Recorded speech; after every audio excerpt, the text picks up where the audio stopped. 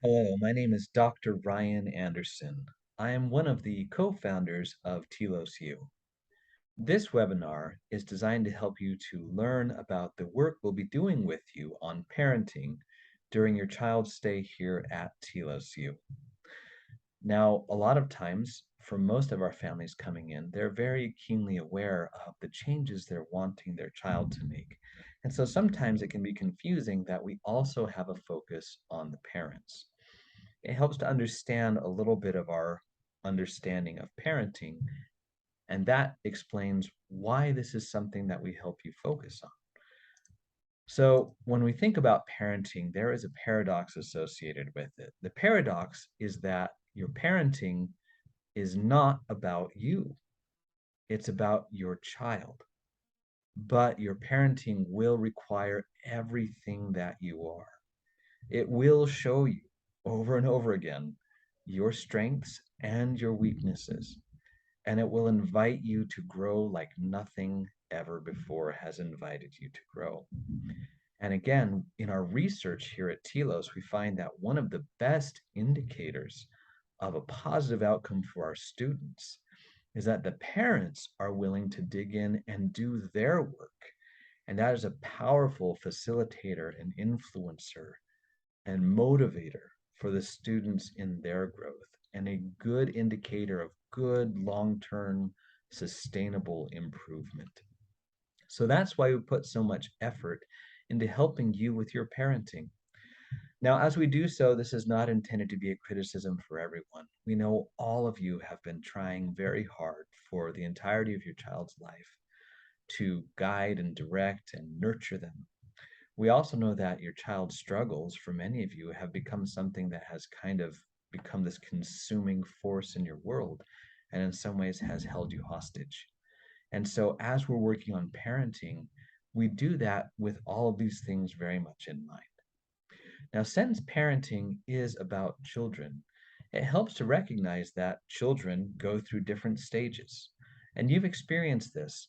What a child is like in their first 2 years versus what they are as a young adult are two very different things because they go through developmental stages.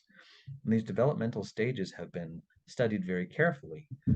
For example, what you see here on screen are Piaget's explorations of the different stages that children go through in the development of their cognitive abilities.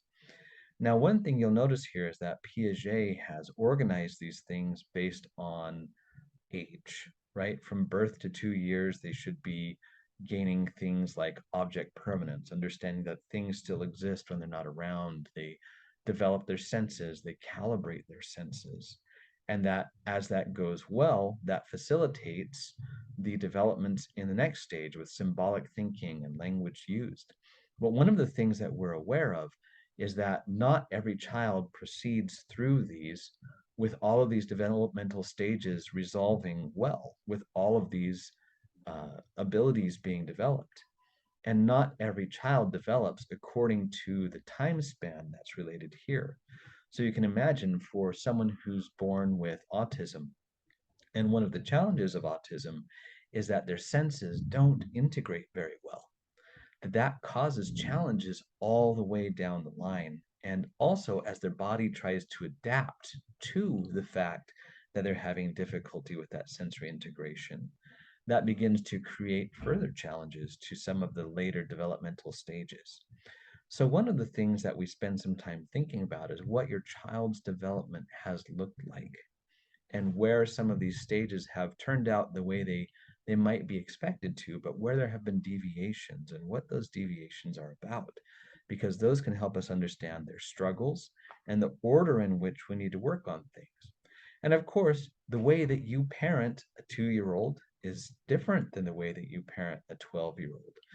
The way that you parent someone who has completed certain developmental stages is different than the way that you parent someone who has not completed those stages or who has completed them with certain complications along the way. Another way of looking at developmental stages came from Eric Erikson, who looked at psychosocial development. And you'll notice here that there's a progression. The first stage is trust versus mistrust, autonomy versus shame, initiative versus guilt, industry versus inferiority, identity versus identity confusion, intimacy versus isolation, generativity versus stagnation, and integrity versus despair. And one of the things that he recognizes, no child is all trust or all mistrust. What develops here is a balance between these two things. And sometimes that balance is healthy, and sometimes that balance causes problems. For example, trusting when you shouldn't is just as problematic as mistrusting when trust is advisable. And the inability to trust healthily gets in the way of developing personal autonomy and so on and so forth. And again, here you will see that these occur in an order, and complications in early stages can lead to further complications in later stages. And sometimes we have to go back and explore things and work on things earlier on. But again, the way that you parent someone who is just learning trust versus mistrust is different than the way that you parent someone who's working on their identity versus identity confusion. And there's different things that are appropriate and that are different levels of a good fit depending on where they are. And so, along with this, one thing we recognize is that in all development, there are certain ways in which the child will develop on their own without any help at all. But there are certain ways of developing that they will only accomplish with the right kinds of help. Vygotsky called this the zone of proximal development. And the idea is that there are certain things, as far as capacities and understanding, that they can get to unassisted. But if we want to help them work through, we create a process of scaffolding, of helping them learn step by step, providing mentorship, allowing them to try things, but not putting more of a burden on them than they're ready for. And as they go through that process, they develop greater and greater competence. And there's also an awareness that each one of us has a biological outer edge of what we can do. That no matter how much mentoring, no matter how much development that people help us with, there are certain things that just aren't going to happen. You know, my biology is such that I am never going to break a 4 minute mile. I've gotten close, but I don't think I'm ever going to get there, whereas other people can. However, I have certain capacities that I have been able to develop that are more cognitive or more social. And those have come because of the way people have helped me. But I also recognize in each one of those, I'm never going to push my IQ up to 240. That's just not something I'm possible of doing, no matter how much I work on developing my mind. And so, in the process of helping our child grow, we need to recognize that there is an area in which they need mentoring and guidance and help and support and boundaries to grow. It's important for us to have realistic expectations, to not to try to push them further than what they are capable of doing. But it's also a mistake not to be present and help them push themselves. So all of these are things that we think about when it comes to development of children. And just as there are stages of their development, there are stages of our parenting, as I've spoken to before. That, again, parenting the child on the top of the screen needs to look different than parenting the child on the bottom.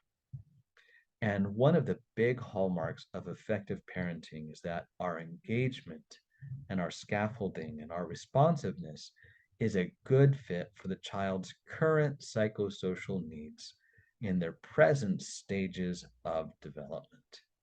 So, with that, as the child's needs evolve over time, our parenting evolves with it to continue to be that right fit of scaffolding and support.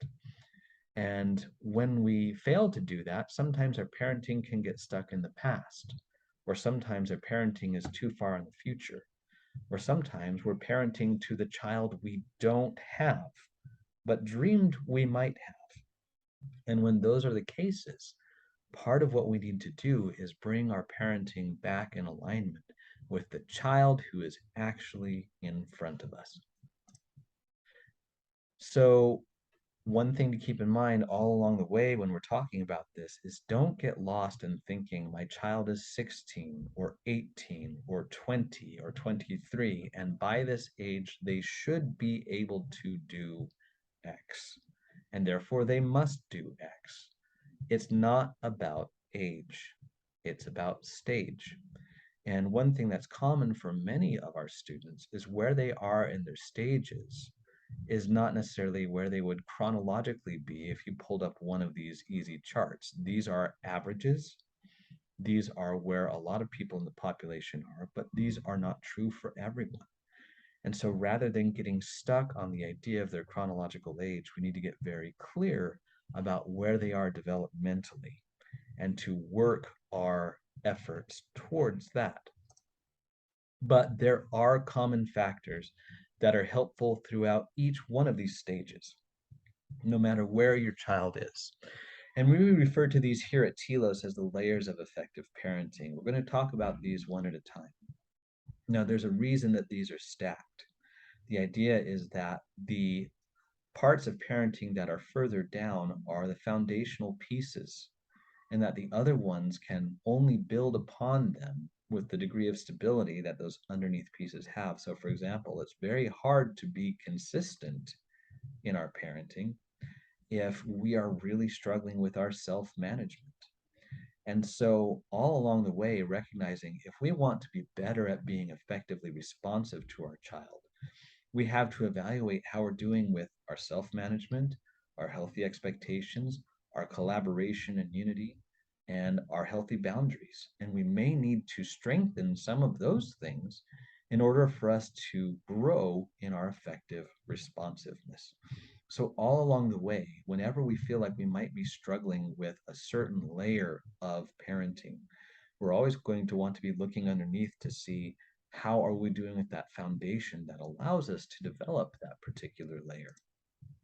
So that first layer is self-management. It's who you are emotionally and cognitively, your identity, your values, your goals, and the struggles that you face and how you deal with them. It's going to be very, very hard for you to be a stronger positive influence on your child than the strength of your ability to manage your own emotions, your own thoughts, your own behaviors, your own motivations.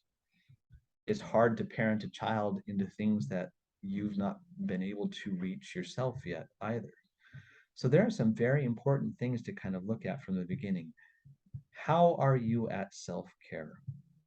How are you at your own balance? How are you at coping with problems rather than just avoiding them? How are you at sitting with your own discomfort?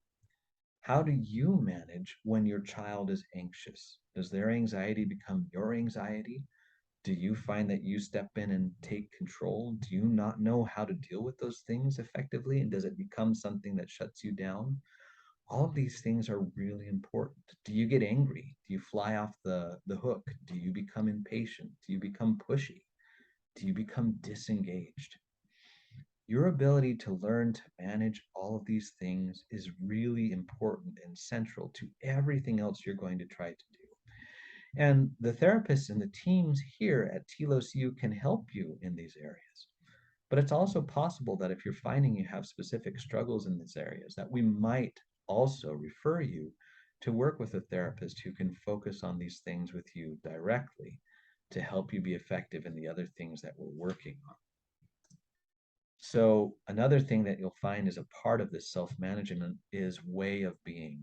We have a couple of other webinars that do a deep dive into this when they talk about getting out of the box. And so we're not going to go into this in great detail here, but your ability to get out of the box, stay out of the box, and let that be the way you approach your parenting with your child is extremely important. As we say in the other webinars, your way of being largely determines your influence. And so this is one of the things that we'll be helping you monitor, that we want to help you learn about, we want to help you apply, and we hope that you'll be working on applying and practicing this outside of just the relationship here, but this is something that you can work on in general. And that as you do that in any area in your life, it will improve your ability to apply that to your parenting with your child here at Telos U. And part of good parenting is knowing when we're actually struggling, when mentally we're not there, when we are in the box, or we are anxious and not dealing with it well, or we are angry and emotionally elevated and likely to be reactive, and recognizing when what we need to do is actually to take a step back, tap out, work on taking care of ourselves and getting ourselves back to a level base before we try to re engage with parenting. Otherwise, we're likely to make mistakes. This comes from our concept of the relationship continuum. We also have a training webinar about that, where you'll learn more about making sure that you are in the green so that you're in a position to invite your child into the green to make healthy and effective decisions for themselves. And again, we'll go into that in much greater detail in that webinar. The second layer is develop healthy and realistic expectations. So, one of the things that's important is you need to recognize that the child you have in front of you is a unique individual, unlike anyone else. But all of us have certain expectations of the child we hoped we would have or what we were like as a child. But we need to recognize that neither one of those is the child we have. The child we have is a unique person, and we need to be thinking about them for who they are, not some abstract, arbitrary, or uninformed formulation of who they are as a person. And with that, there are things that they're capable of now. There are things they could be capable of in the future. They have things that are strengths now. They have things that are not yet strengths. They have their struggles. They have their needs. They have solutions that will work for them and solutions that won't. And some of those align with what would work for us, and some don't. So it's important to think about your child specifically, not as this statistical abstract of what they quote unquote should be. And from there, that helps us put together a realistic expectation of the speed and the order and the sequence and the process of growth and improvement looks like for them. And it's important that we develop a couple of very specific expectations that are universal. One, if we're helping your child to grow, sometimes they're going to be uncomfortable. Now, we never just create discomfort for the sake of creating discomfort, but when we're working on the things they need to work on, they will feel uncomfortable sometimes. You're going to need to expect that and to learn how to be comfortable with your child being uncomfortable in their growth process. If that's something you don't know how to tolerate, it's not something they are going to tolerate, and that's going to impede their growth. Another important thing to expect is that their growth will happen by degrees, but only as we make room for it. That doesn't mean we just open the field wide and say, okay, go out there and you can do all the things. We need to be thoughtful and use that scaffolding, have them tackle one step at a time. We do need to open up space strategically, thoughtfully, wisely for them to do things that are a little bit beyond their current capacity. And that can be anxiety provoking. But we also need to be intelligent not to open up so much space that they don't have enough support and they're not likely to be successful. There's a progressive aspect to it. It's also important to recognize that they didn't come here to Telos to succeed, succeed, succeed, succeed, and never have any struggles. They're here to deal with the things that challenge them and that have provoked failures of different types. And so their growth is not going to be linear. It's not going to be without setbacks. It's going to be up and down, and the general process will be forward. But if we're expecting it to be completely smooth and clean and non-messy in the middle, that's not a realistic expectation. And it will lead to us bailing out on things that would work because we don't have a realistic expectation of what the change process looks like. The third layer is collaboration and unity. One thing we need to recognize is that you are not the only influence in your child's life.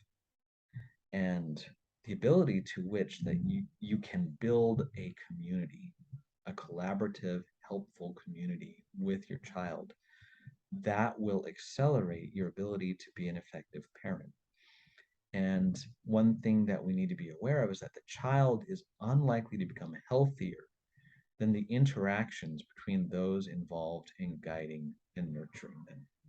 So, for example, if you have two parents who are always on different pages and combating with each other, that undermines parenting.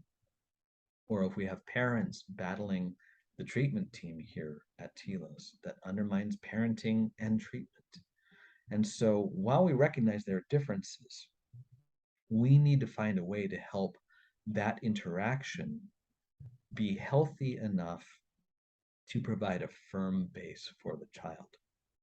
And of course, that can be challenging when there's been divorce or significant differences in parenting philosophies or deep hurt feelings between people.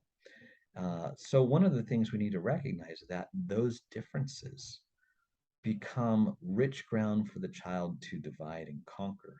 They learn that the easier way for them to manage their anxieties is to poke on a difference between the parents or the parents and the team and to turn them against each other. Not only does that not help the child grow, but it teaches a very maladaptive, manipulative way of solving problems by downloading them onto other people. So we need to be very careful not to fall into that trap. Where you know that you and the other parent have different ways of thinking about things and the child approaches you or them, what we need to do is defer all decisions where there are likely to be differences between the way you feel until you have worked out some kind of an agreement with the co parent. What we don't want to do is have the child scoring goals with one parent or the other or both and making them compete with each other for who is more aligned with the child and who the child is more likely to turn to with these things.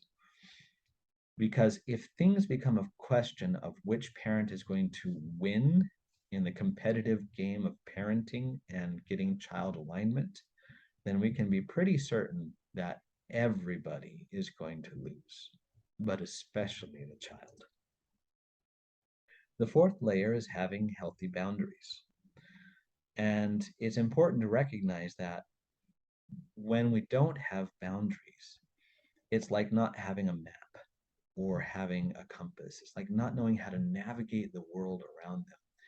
And in the absence of boundaries, our young adults are often led by their impulses, their desire for ease, their fear of effort and failure.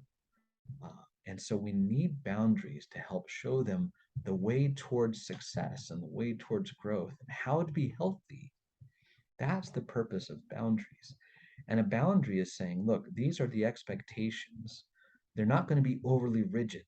They're going to be general principles and ideas and practices that still allow a lot of flexibility in how they are applied.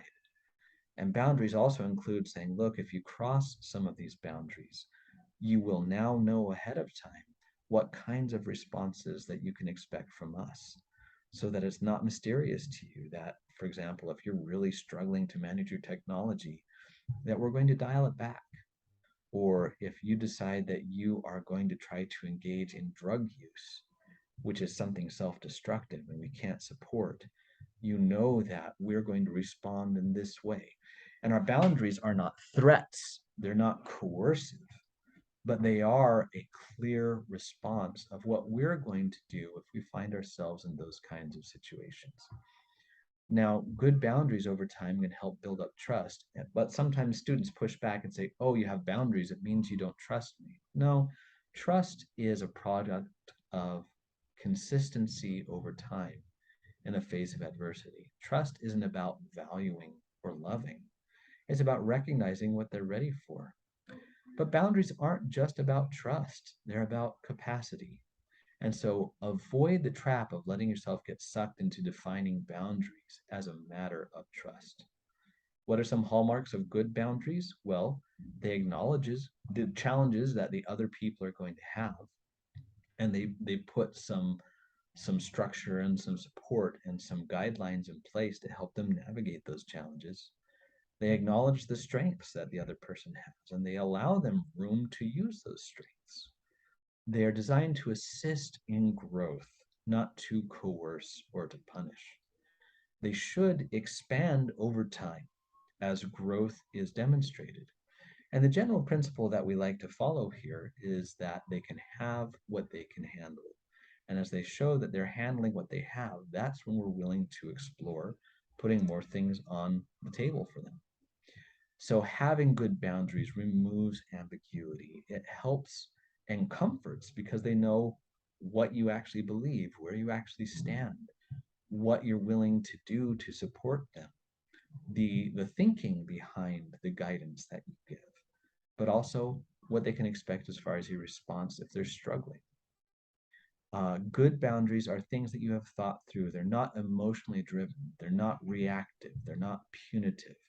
They are a thoughtful response to your child's choices based on your understanding of the underlying drivers of those choices.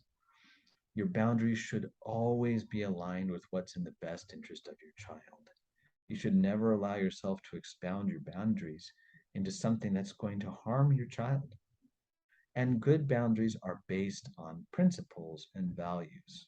They're never just a because I said so kind of thing.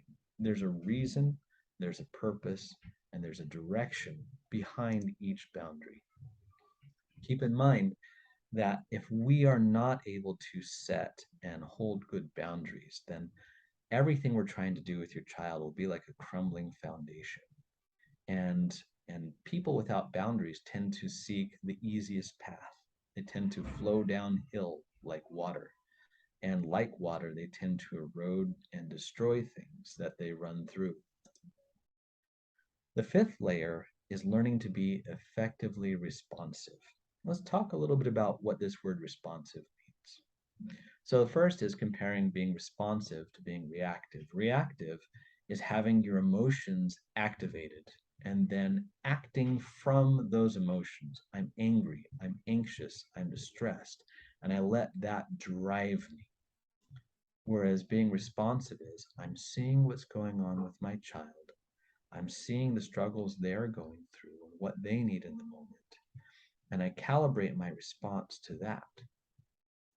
Now, something else that is not the same as being responsive is being avoidant or permissive. This idea that if we're simply just letting the child do whatever, that's not even really parenting.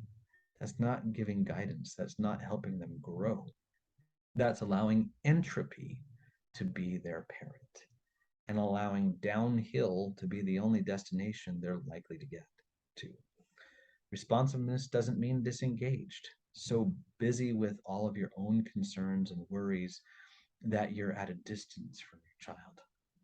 And it also does not mean enabling. There's a difference between assisting someone to grow and doing things for them. And a lot of times, enabling feels like being a really, really responsive parent. But what it is actually inadvertently being a very, very crippling parent. And so recognizing that we can help our children, but we need to calibrate that help in a way that requires them to do what they are capable of and also is helping them stretch a little bit beyond following that scaffolding principle.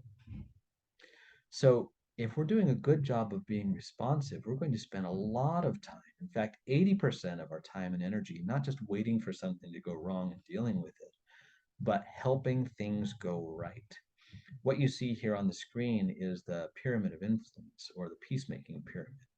We have another webinar on that, so we're not going to go into it in great detail here. But the idea is that if we spend most of our time helping things go right, then most of the time things will go right. And also, that time and effort and foundation that we've built helping things go right really allows us to be much more effective in responding when something goes wrong. So, as you learn this and other Telos tools and strategies, the more likely you are to be able to be effective at responding and being responsive rather than being reactive in some way to your child as they grow and as they go through the mistakes and the successes that are going to be a part of the process here. Layer 6 is consistency. Now, it's important, going back to realistic expectations, for both yourself and for your child. Neither one of you is going to be perfect. That is beyond your capacity and beyond their capacity.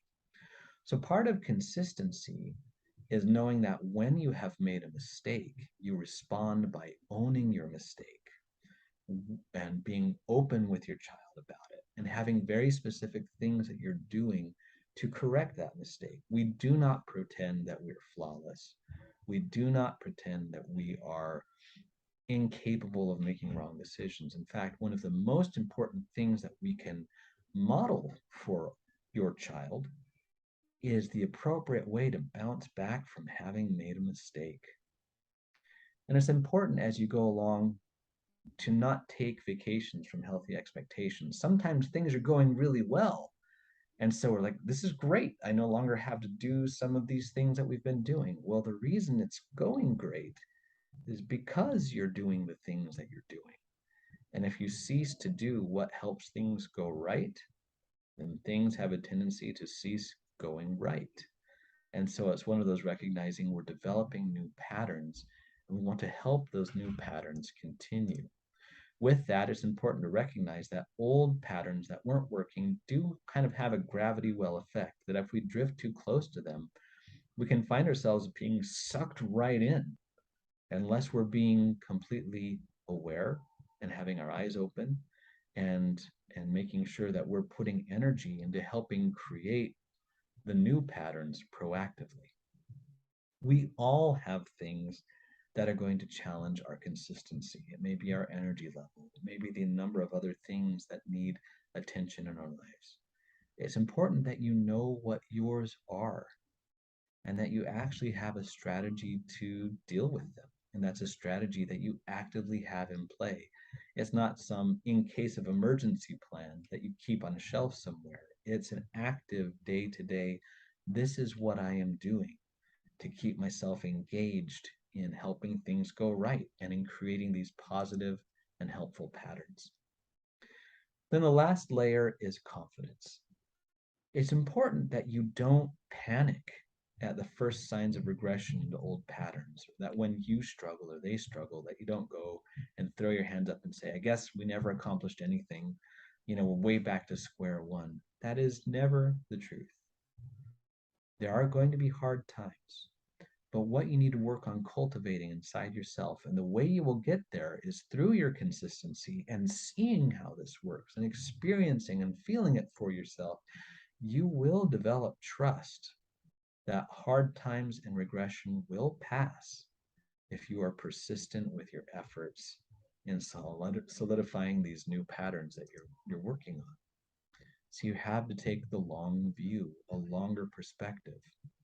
Now, sometimes your child is going to be unhappy with what you're doing, with the boundaries that you have in place, with the expectations that you're putting, with the way you're trying to help them grow. Your job is not to make your child happy all the time. Your job is to help your child grow. They are human beings, and sometimes human beings are upset about having to do healthy things. Think about how many people kind of hate having to exercise, but it's an important thing for us to do. Think how embarrassing it is to have to apologize, but it's a healthy and important thing to do. Sometimes we have adverse effects to something that's going to do good for us. Be okay with that. Learn to be okay with that sometimes being your child's reaction to you, and have faith that as you remain consistent, that they're going to continue to grow and they're going to continue to mature and they're going to get to a point where they're going to have the ability to change their perspective on these healthy things and not forever be angry or upset that they need to do things that have been hard for them. And so it's important that with that we don't just give up and say, it's easier just to not try this and to give up on tomorrow's growth for today's ease. Well, it's time to get to work. What can you do? First, start by taking the layers of effective parenting evaluation. This can be a little hard to be completely honest with yourself about, but do yourself the favor. Be straightforward. Examine it as honestly as you can. And where you feel you can, work on getting some feedback from other people who observe your parenting and can let you know what they can see. Then use it with your therapist to evaluate both your strengths and your challenges. Set targets for growth and improvement, things you can work on a daily basis. And make sure to strengthen those lower layers so that you can be able to be more effective in the higher layers. We are so grateful for your willingness to work with us and to recognize that as you work on building your skills, your ability, your responsiveness as a parent, you allow us to be the most effective we can be in fulfilling the mission you've given us of helping your child grow into young adulthood.